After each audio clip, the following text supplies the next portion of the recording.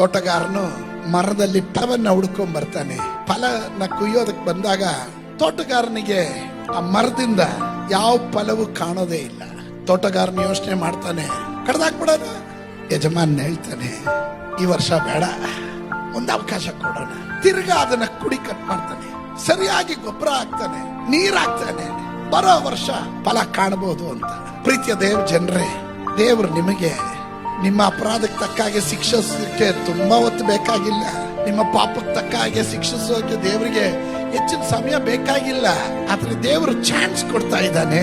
ಇವತ್ತು ಸರಿ ಆಗ್ತೀಯ, ನಾಳೆ ಸರಿ ಆಗ್ತೀಯ, ನಾಳೆ ಸರಿ ಆಗ್ತೀಯ.